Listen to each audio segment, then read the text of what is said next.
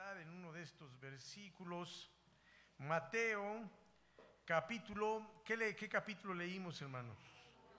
Capítulo 1, exactamente. Y el verso al que quiero hacer referencia, y quiero que usted y yo lo volvamos a leer, es el verso número 23. Vamos a permitir a nuestras hermanas que ellas primero nos lean ese versículo y luego los hombres lo vamos a volver a leer. Amén. Nuestras hermanas, por favor.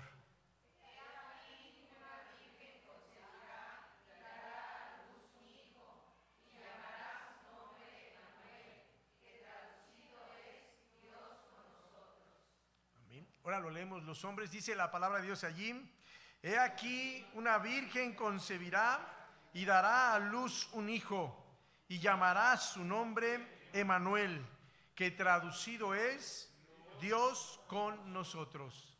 Amén. Vuelvo a repetir esta parte. Dice: y llamará su nombre Emmanuel, que traducido es Dios con nosotros. Oremos, hermanos. Padre, le damos muchas gracias por esta oportunidad que usted nos regala en este mediodía ya.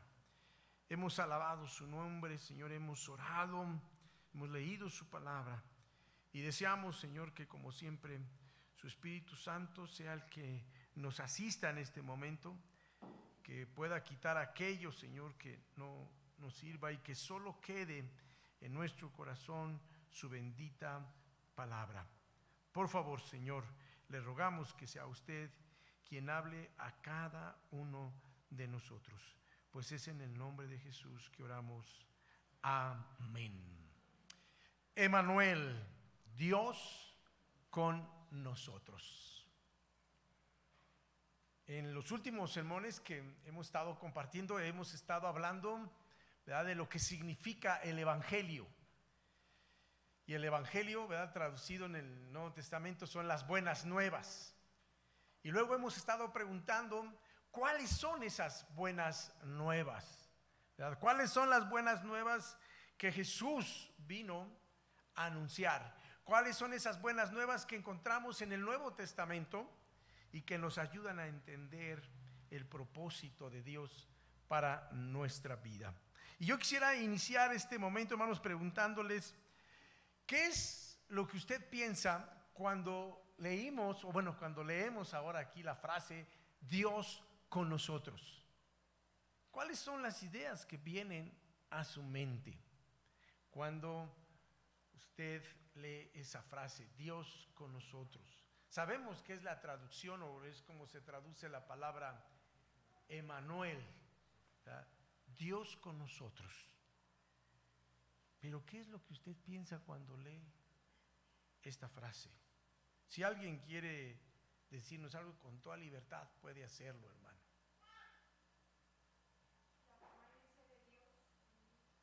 La permanencia de Dios en mi vida.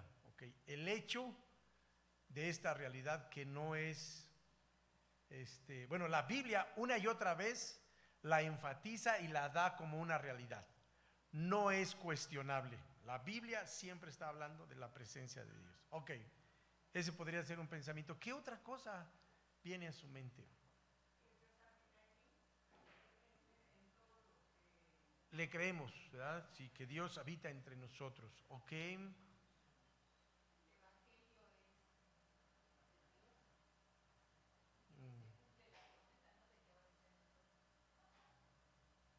Ok, se cumple la promesa, Dios en nosotros. ¿Algún otro pensamiento que llegue a su mente allí, hermano? Cuando vi el domingo que fue el aniversario, que estaba aquí Alfredo. Alfredo, me hizo recordar a aquel, eran como dos o tres jóvenes, los que subieron al camión y empezaron a cantar Cristo te ama. Creo que fue la primera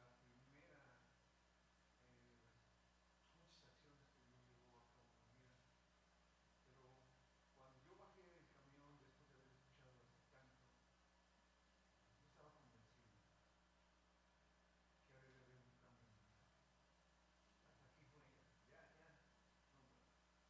Porque Dios te amaba.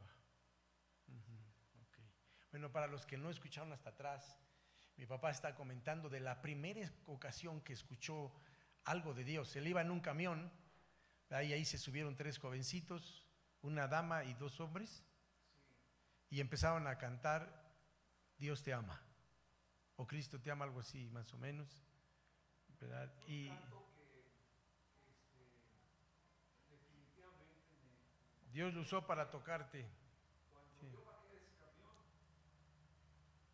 estaba plenamente convencido.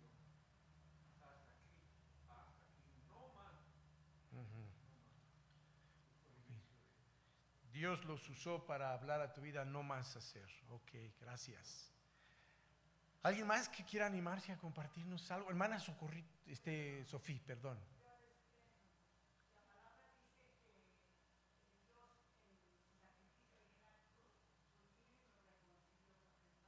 Ok. Ok. El pecado nos separaba, pero la buena noticia es que en Cristo Él nos reconcilió. Ok, gracias.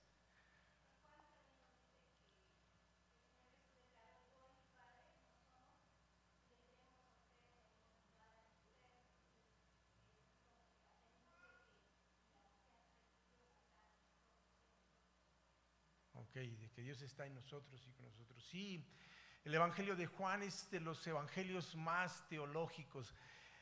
Hay muchas declaraciones que hace Juan y que de repente uno dice, caray, a ver, ¿qué es lo que quiso decir? ¿Verdad? Esta frase que acaba de repetir nuestra hermana, ¿verdad? Donde Jesús dijo, el Padre y yo somos uno solo, ¿verdad? Y haremos morada con ustedes, ¿verdad? Bueno, ¿cuál es la buena noticia contenida entonces en el Evangelio? Está allí enunciada, pero ¿qué es lo que significa eso? La mayoría de los hombres, cuando piensan en Dios con nosotros, piensan en los beneficios que trae el que Dios sea con nosotros. Casi siempre estamos pensando en eso. Bueno, si Dios es con nosotros, hay un versículo, ¿se recuerda cómo es la siguiente frase? ¿Quién contra nosotros? ¿Verdad? Si Jehová es mi pastor, siempre pensamos en los beneficios, ¿verdad? Y bueno, déjeme decirle, hermano, que cuando hablamos de las buenas noticias, y esta era una buena noticia para el hombre. Cuando pensamos en el Antiguo Testamento, ¿verdad? Dios solo hacía manifestaciones de Él, lo que alguien llama como las epifanías de Dios, las muestras de Dios, ¿verdad? Y solo eran a un número muy reducido de personas. No eran para todos las epifanías famosas. Bueno, en esencia primero con los profetas, pero también había con otros hombres que de repente Dios tenía esas manifestaciones. ¿Esas manifestaciones eran permanentes? En el Antiguo Testamento no, hermanos. En el Antiguo Testamento solo Dios venía, de repente hablaba y desaparecía. ¿Se acuerdan la escena de Gedeón? ¿Cómo fue esa cuestión? ¿Se acuerdan?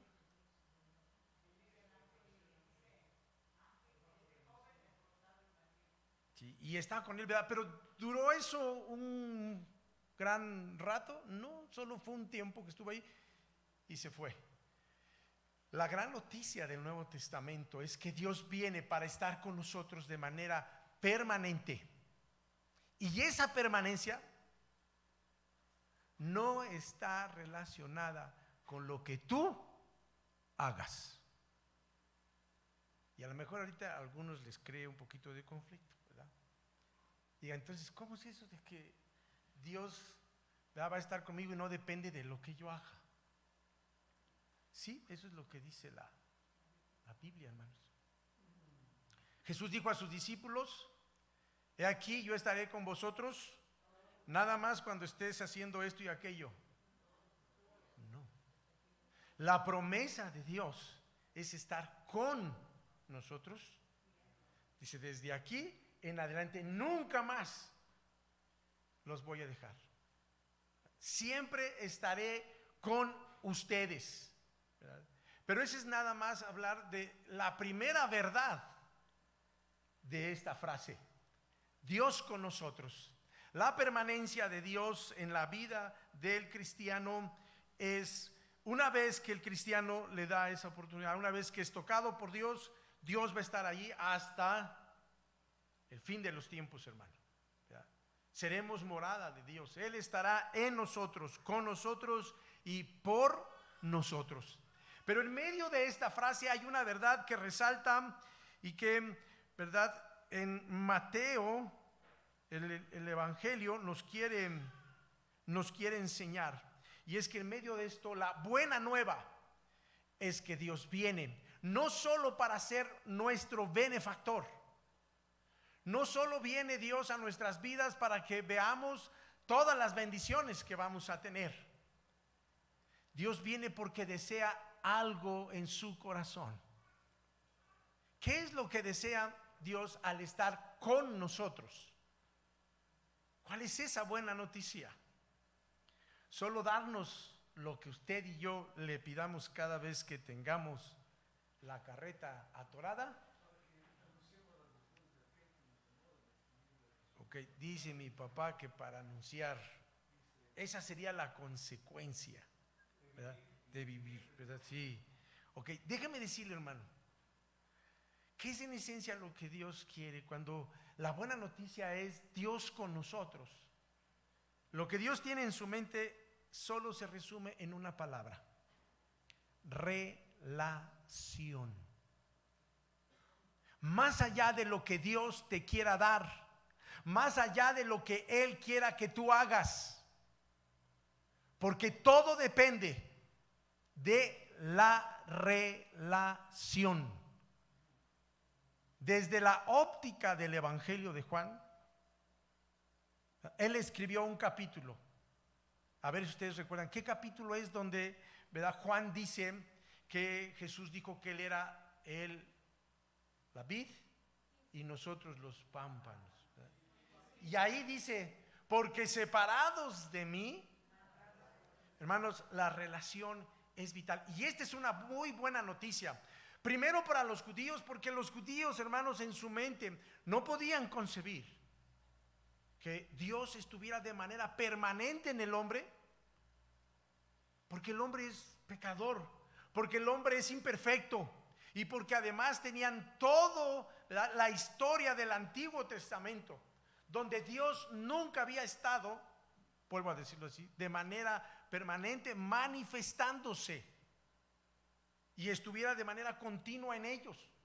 Había episodios, hermanos, donde Él se revelaba a los hombres, pero nadie podía experimentar ni saber que Dios estaba allí con él todo el tiempo. Sabían de la presencia de Dios, pero eso de saber la presencia de Dios a experimentar la presencia de Dios continua son dos cosas muy diferentes, hermano. Y el Nuevo Testamento, ¿verdad?, esa es la gran noticia.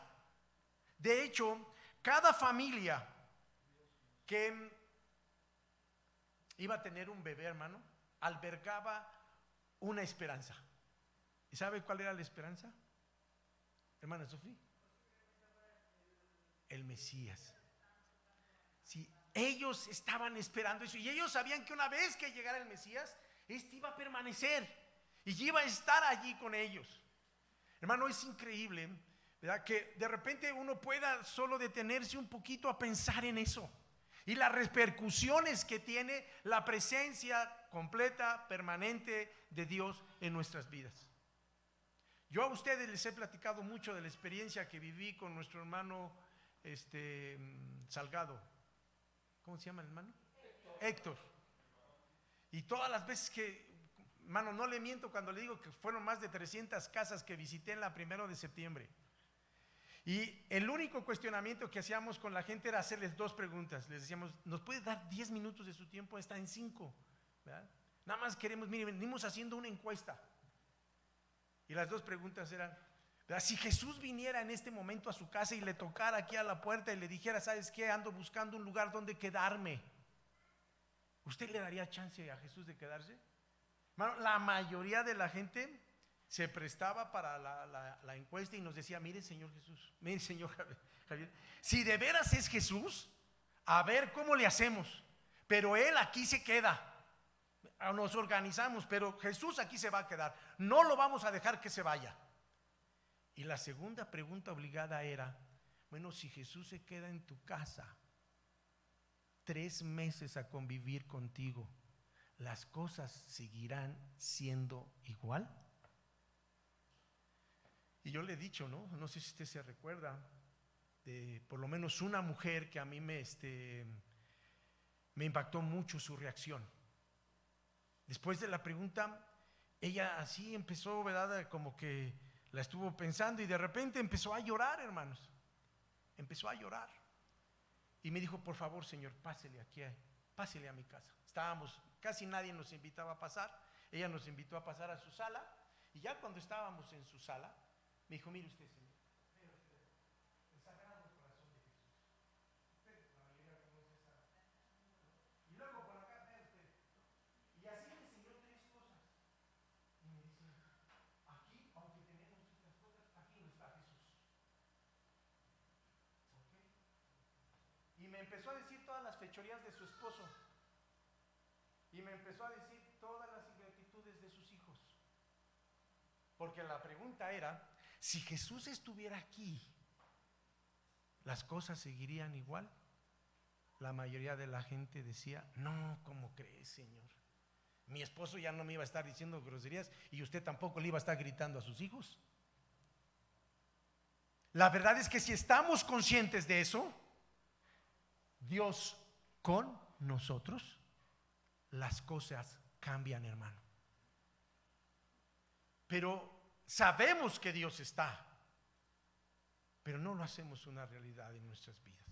Ahora, lo que enseña la Biblia, hermano, o sea, usted y yo podemos ir y leer la escritura y encontrar, ¿verdad?, que lo que Dios más anhela, hermano, siempre es tener relación con su pueblo. Más allá, fíjense, más allá de que Dios espere que usted y yo cumplamos en primera instancia con sus mandamientos, lo que Él desea es que tú y yo tengamos relación, porque Él sabe que si tenemos relación, lo otro se da.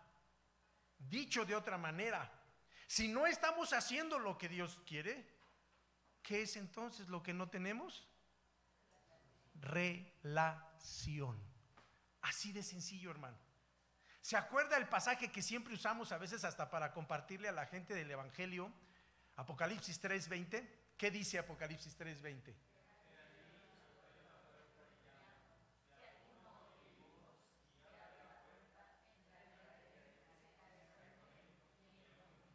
¿Qué es eso? Relación, hermanos. ¿A quién le estaba diciendo eso Jesús?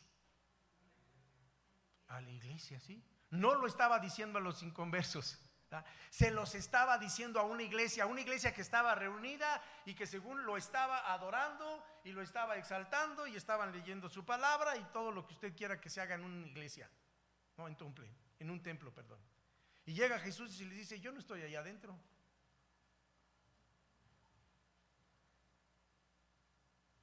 Yo estoy acá afuera y estoy tocando. ¿Quién? ¿Quién de los que está aquí adentro quiere vivir de verdad esa relación con Jesús? Y así como se los dijo allá, hoy nos lo sigue diciendo, hermano, a ustedes y a mí. Ahora, todo esto que estoy compartiendo se los digo en el contexto judío, hermano. Ahora, los judíos no eran los únicos que estaban en ese momento, que estaban recibiendo estas palabras. Esto lo leyeron griegos, romanos, que eran los que más en ese tiempo habitaban. Y para ellos, los dioses de ellos, ni por equivocación, hermano, los dioses de ellos se iban a bajar a convivir con sus criaturas, porque ese no era el pensamiento de ellos. Y por eso es que esto, ¿verdad?, en su momento, ¿verdad?, cautivó en primero a los judíos. De verdad, Dios está con nosotros. Pero antes de que tú pienses en las bendiciones que Él te quiere dar y de lo que Él puede hacer contigo, lo que Él quiere que puedas ver es, Él quiere estar contigo, quiere tener relación contigo. Porque esa es la base de toda nuestra vida cristiana, hermanos.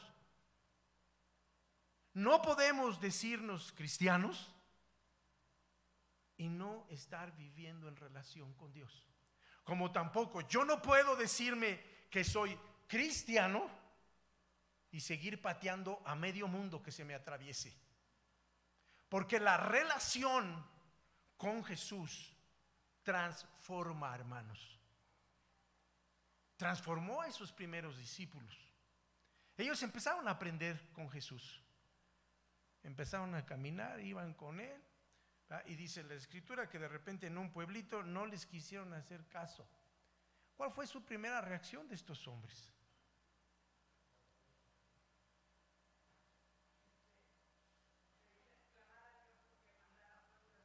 Y los consumiera, ¿no? ¿Quiénes? Ustedes, si han leído el pasaje, sabrán que a esos cuates les decían, tenían un apellido o un apodo. ¿Cuál era el apodo? Los hijos del trueno. ¿Y saben que uno de esos era Juan? Y que ahora, cuando él escribe su carta, ¿cuál es el mensaje que está diciendo más Juan? Hijitos, amémonos unos a otros. ¿Qué pasó, compadre? Pues no, que querías que descendiera fuego. ¿Qué le ocurrió? Fue transformado, hermano. Nadie puede caminar con Jesús y seguir siendo el mismo. La Biblia establece que esta es la buena nueva. La buena nueva del Evangelio es: Dios quiere estar contigo donde tú te metas, donde tú andes. Él quiere estar contigo. Y si tú le permites vivir esa relación, esta relación con Dios se volverá significativa, se volverá transformadora y te dará esperanza. 3 cosas que vienen por tener esa relación con Dios. Primero dijimos, se volverá significativa. Cuando yo entro en esa relación con Dios, cuando yo entiendo el mensaje, ocurre algo que solo Dios puede hacer y que solo Él tiene autoridad para hacer. Juan 1:12. ¿Qué dice Juan 1:12?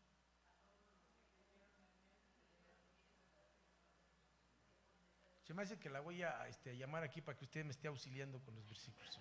¿Ah? Juan 1:12, sí. ¿Por qué se vuelve significativa? Porque al entrar en esa relación, hermanos, dejo de ser criatura para ser ahora hijo de Dios, dice, ¿verdad? Dios nos da la potestad de ser hechos sus hijos. Y esta relación, hermano, entonces adquiere este tinte, se va a volver muy significativa y va a marcar tu vida. En el campo social, en el campo de la antropología y de la sociología, ¿verdad? En estos 2 campos, quienes son expertos en ellos nos dicen que si hay algo que marca a los hombres, no es la comunidad donde viven, ¿verdad? O si viven en una zona rural o en una zona urbana, es su familia. Allí es donde, ¿verdad?, sus vidas van a ser impactadas de manera muy significativa. Y Dios lo sabe, hermano. Y por eso es que cuando Él nos lleva a tener relación con Él, Él quiere que entremos en esa relación de familia, donde lo podamos ver a Él como el Padre que Él es, el Padre amoroso, que siempre está, ¿verdad?, esperando que tú y yo vayamos a Él. Y bueno, a lo mejor esto termina afectándonos a muchos, digo en este sentido, hermanos, porque a veces queremos traer la experiencia que vivimos en nuestras casas a nuestra relación con Dios. Y algunos ya de plano, o sea, hablar de Dios como mi papá, no, espérame, si mi papá era un sinvergüenza, mi papá esto, mi papá lo otro, ¿cómo quieres que ahora yo vea a Dios como eso? Bueno, date la oportunidad y verás lo diferente que es Dios en ese sentido. Dios quiere, ¿verdad? Que nuestra vida sea marcada de manera significativa. Pero todo esto solo es a través, hermano, de esa relación. Al entrar en esa relación con Dios. Y esta es la buena nueva. Dios no está tan lejos, está muy cerca de cada uno de nosotros. Eso es lo que dice Romanos, ¿no? Escribió y les dijo: no, si Dios no está tan lejano como ustedes creen, está allí. Pero no hemos abierto nuestros ojos, como no lo abrieron esta gente cuando Jesús vino. Ustedes y yo sabemos la historia. ¿Quiénes fueron los únicos que se enteraron del nacimiento de Jesús cuando Él nació? Y paremos de contar, hermano. Pero ellos recibieron esa noticia con gozo, y dice, y regresaron gozosos al comprobar lo que los ángeles les habían dicho. Allí estaba realmente. Dios había descendido para tener relación con nosotros. ¿Es significativa ahora tu relación con Dios? ¿O cómo la podrías describir? Una relación solo de: ya vine, Dios, fíjate que vengo otra vez, ahora necesito esto y esto. Ya vine, Dios, y fíjate que ahora me siento así, así y así. ¿Cómo es nuestra relación con Dios? Saben, la mayoría de nosotros reducimos nuestra relación, ¿verdad?, a una triste expresión de egoísmo, nada más. ¿Cuántos de verdad le dan gracias a Dios cuando oran por sus alimentos? Bueno, cuando estoy diciendo esto, estoy diciendo que no hagan una oración rápida, ¿no? Señor, gracias porque no estés de comer, gracias. Vámonos, a lo que va, ¿no? O cuántos luego dicen, ponen a orar uno de los niños: hijo, te pedimos que nada más por los alimentos, ya te aventaste todo un sermón allí, hermano. El niño quiere hacer cosas y quiere platicar con Dios. A nosotros eso ya se nos fue, hermanos. Nosotros andamos así, mire, para rápido, Señor, ya me voy a ir a chambear, Dios ayúdame, bendíceme, ahí te dejo a mis hijos, mi esposa, adelante. Nuestras oraciones, nuestra relación con Dios se ha vuelto, ¿verdad?, así express, como si fuera el café, nada más lo metes, lo vacías y vámonos. Y esto no es así, hermano. Dios nos llama porque Él desea que nuestra relación con Él sea significativa, pero para que esto ocurra necesitamos de verdad pasar tiempo con Él.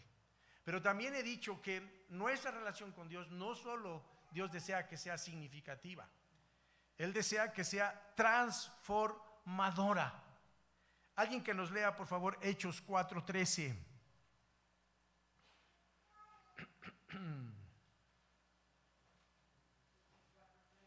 Sí.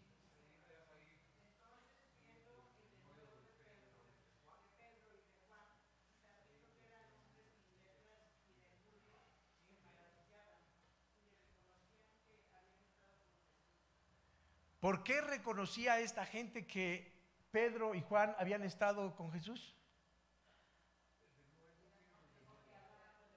La manera en que hablaban. ¿Qué eran tartamudos estos cuates, hermanos? Antes sí, pero se les quitó. ¿Qué es lo que antes eran ellos? Unos pescadores. Y déjeme decirle que parece que la cuestión de los pescadores en todas partes es universal, ¿no? ¿Y a qué me refiero? Que tienen un lenguaje muy florido, hermanos, y a veces no muy así, ¿cómo le podría decir? Decente, ¿no? Pero así habla la gente. Váyase a la playa usted y escuche, ¿verdad?, cómo hablan.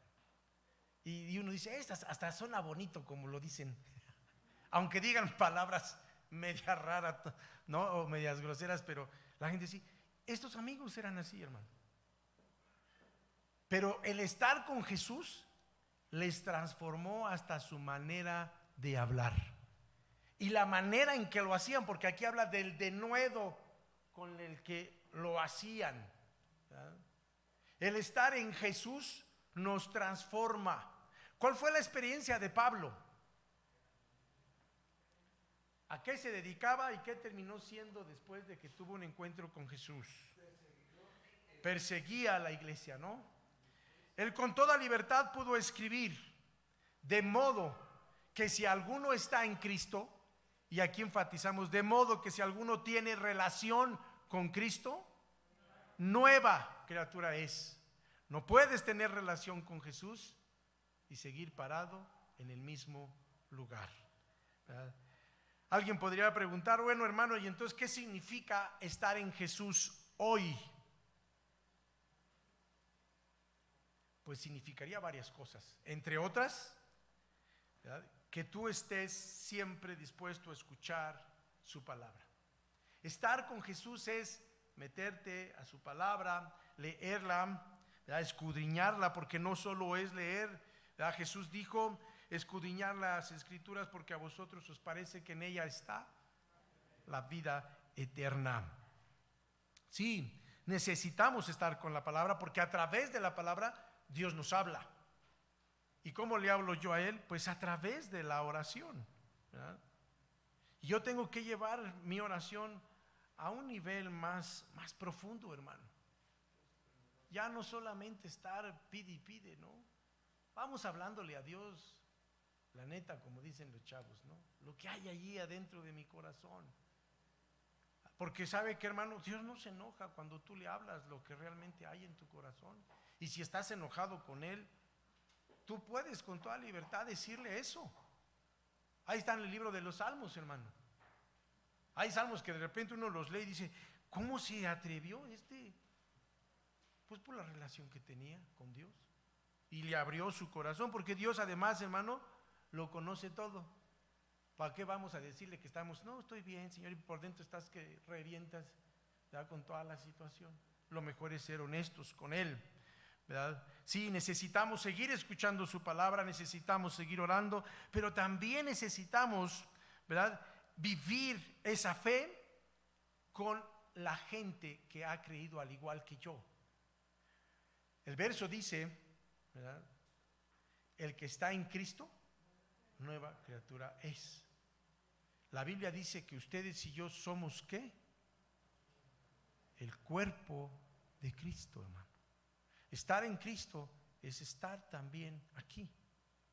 Cada vez que tú vienes y puedes participar de tiempos como este, que es muy especial, el domingo. El domingo que nosotros decimos es el día parcial del Señor. No, ¿verdad? Es el día del Señor.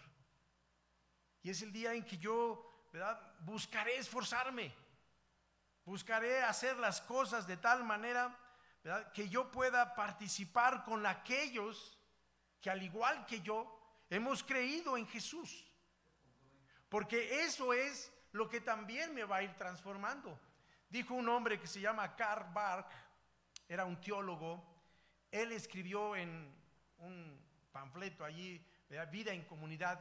Y una de sus frases que más usaba en este panfleto era: la fe no es fe si no se vive en comunidad.